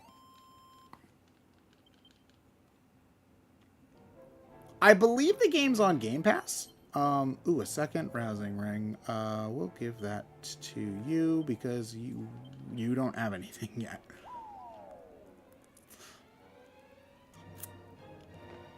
Oh, you can't stay off of TV tropes. That's fair.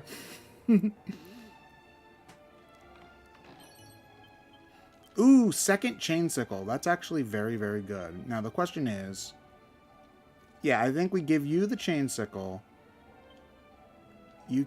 Can you do the boomerang? Yeah, we give you the boomerang.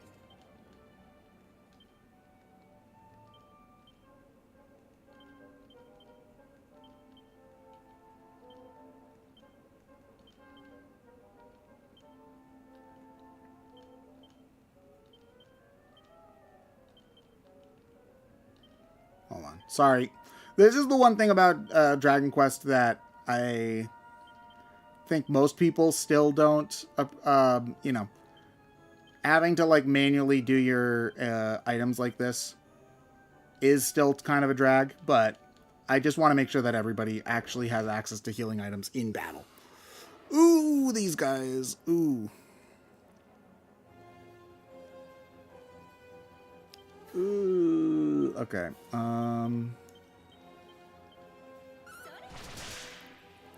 Okay, at the very least, the wasps are pretty Oh, I forgot they learned Kabuff too. Gross.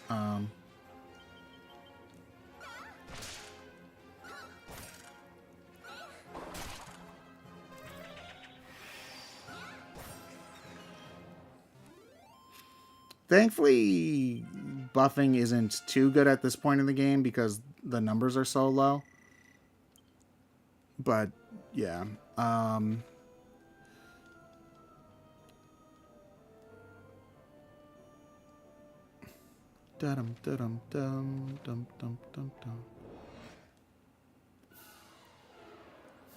Okay, what's the best way to... No, we want you guys to attack here. You probably here and then there.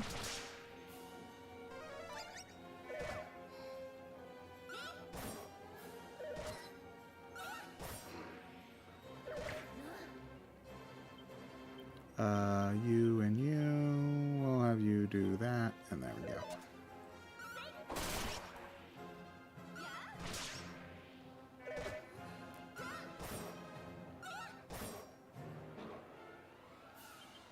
Do you mind?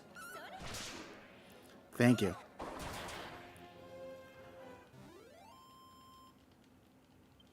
Yeah, and we're honestly probably over-leveled for the point in the game where we are. Like, we're, yeah, like almost level 8 on multiple people. We're honestly probably a little over-leveled for where we are, but those guys are still pretty annoying. However, I tend not to run away too much in this game. You know, I like getting the experience points and items. Ooh, I love unnecessary crits. They're my favorite.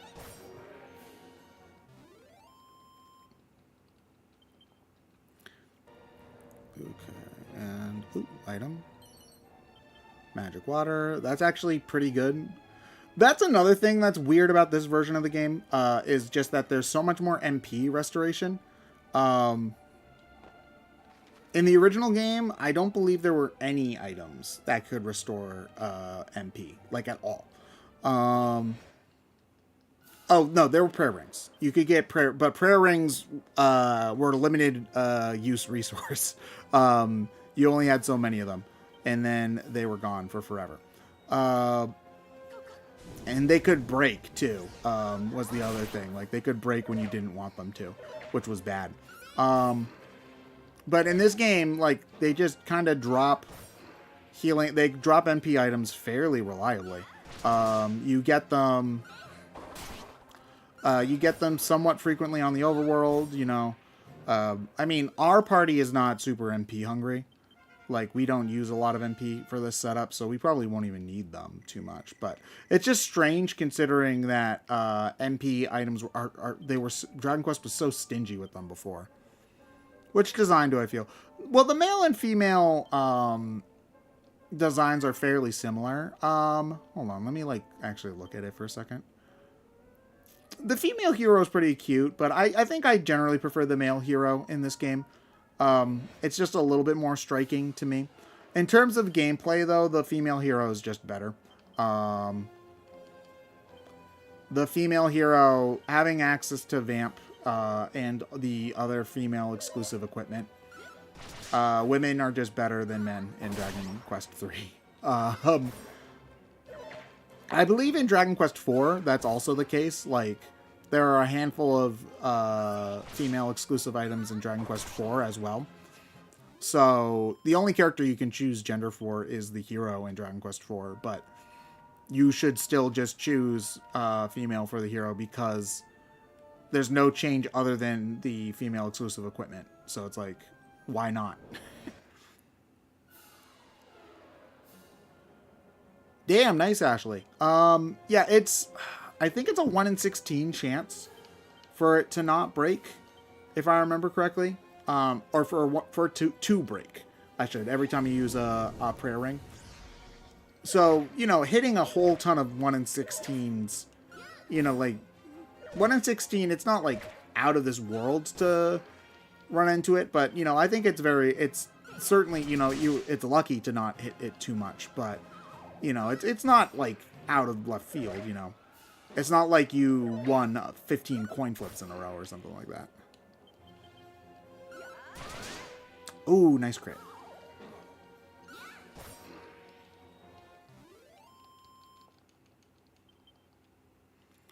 Okay.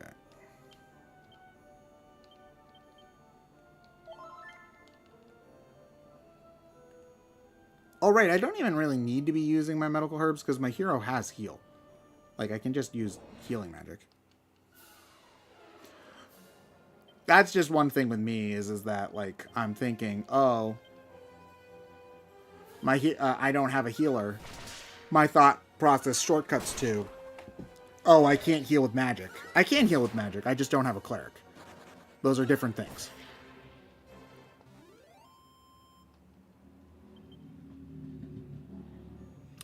Okay, motorcycle, you're super cool. I don't know if you guys could hear the motorcycle that just drove by outside, but yeah. Wimp.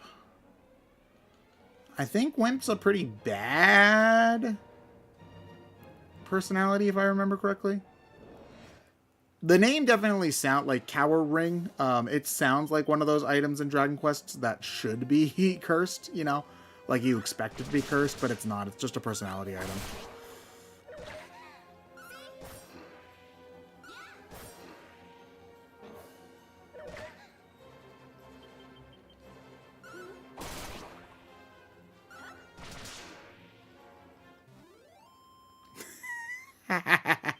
Yep, I definitely did that too, was bought a bunch of medical herbs. Medical herbs, what? I bought a lot of herbs late in the mid-game too and never really ran out. The game gives you a ton of them. In this version of the game, you get so many that it's like you almost definitely won't run out.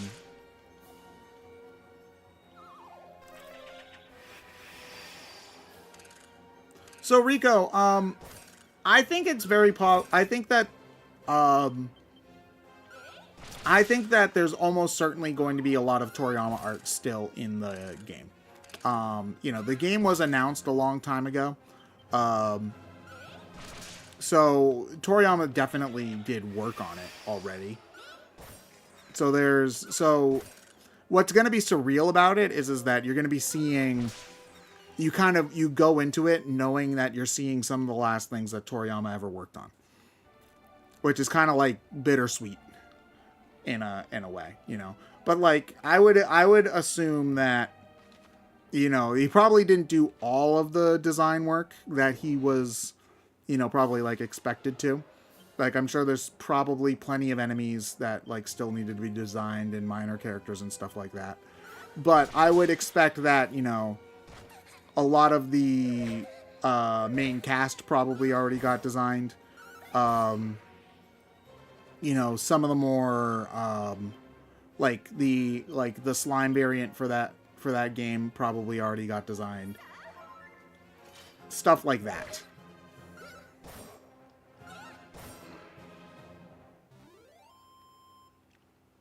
I wouldn't be surprised if they got the guy for Super. Because I don't think that they're going to try to, like, drastically change the art style. I think they might, like, be experimenting with a slightly different art style because of the way that the promo art in this game looks. Like, the art style that they went with for the, for this game, on, like, the promo art and whatnot, it still definitely looks Dragon Quest, but it's definitely not Akira Toriyama. You know, like, you can tell just by looking at it that it's not your traditional Akira Toriyama art. Yeah, we should probably heal you just in case.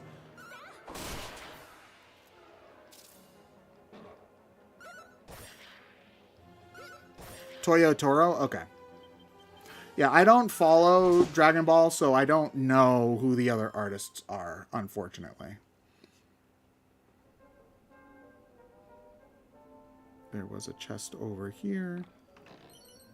Money. We're rich, right? Yeah. Well, not that rich. That's one of the things about Dragon Quest. You'll go into it, you'll think, I have so much money. And then you can, like, barely buy one thing at the next shop.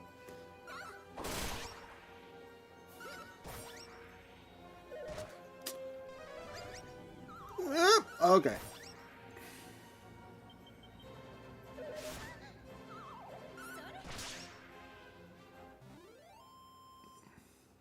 You prefer anime Super? Yeah, I knew that the manga for Super and the anime, don't they differ a decent amount? Evac. Ooh, stealing a seat of agility is actually quite nice.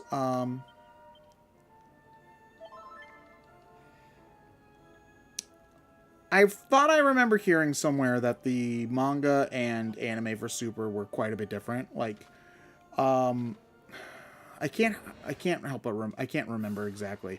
Like, I thought that like Super, like the first couple arcs for Super, might have just been them like redoing some of the movies or something like that.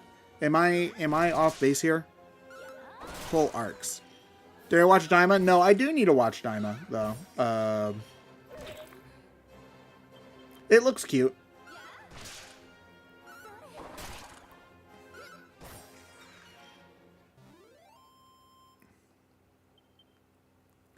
How close are you to leveling up? Because that's the other thing about the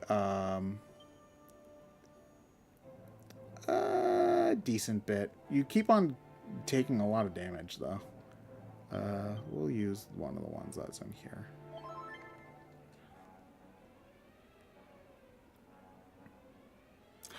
Yeah, no, it's one of those things where I don't envy that person at all. Like, imagine like trying to fill in shoes that big. Like that's an insane amount of pressure.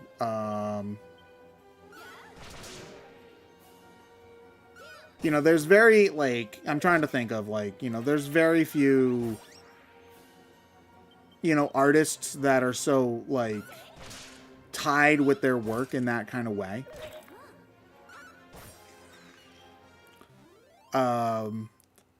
Like when you think Akira Toriyama, you think like Dragon Ball is Akira Toriyama, you know? So like trying to Propeller Blade, that's actually very good.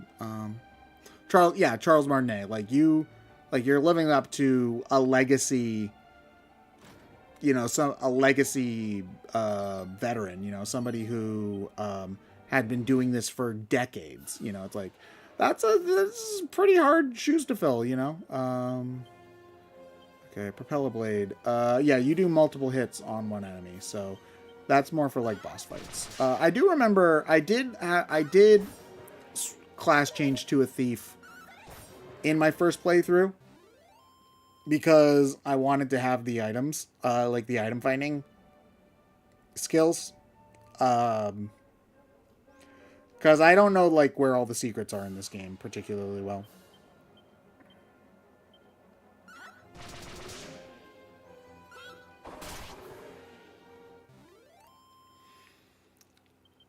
But yeah, you know, I don't envy them at all.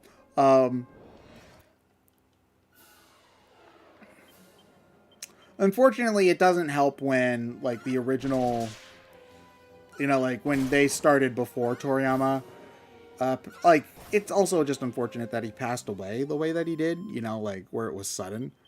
You know, like he wasn't that old. Like he probably still had a lot of life left in him. You know, were that not to have happened. But you know, it is how it is. Unfortunately. Let's see. Did I find anything? We'll give a little luck to you. We'll give wisdom to you. And we'll give agility here. There we go. Yeah, no, yeah, I don't mind the new Mario voices at all. I think that the new Mario actor does a pretty good job. It also, you know, helps that Mario's not a particularly deep role, you know. You have to get the voice to sound right, but it's also one of those things where like if the voice doesn't sound right, you know, it's like trying to voice Mickey Mouse, you know, it's like you want it to sound the way that you always like that the way you've always heard it, but you also don't want it to sound like an impression. You want it to sound like the actual character, and that's a hard distinction to make some of the time. Like the distinction between having your character, like having your voice sound like an impression of the character versus sounding actually like that character. That's a really hard line to walk, you know, like I can do a Mario impression where I go woohoo and eat the pasta and mamma mia, you know. Like that sounds like a Mario impression. That doesn't sound like Mario, you know? You know what I'm saying? Okay, so we're just about done here. I believe we get the little cutscene with the monster, like the monster recruitment here. And then Romaria is like just north of here. And then I'm gonna save at that church and call it a night.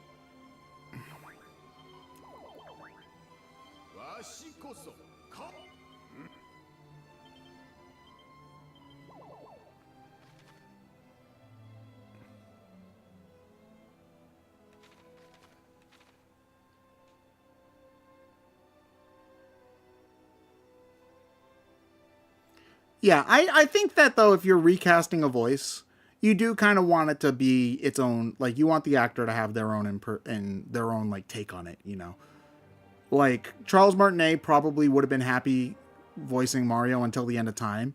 So if they didn't want if they wanted Mario to sound the same as he always have, they would have just kept Mario. They would have just kept Charles. You know, you know, they wouldn't have changed characters, voices. Excuse me.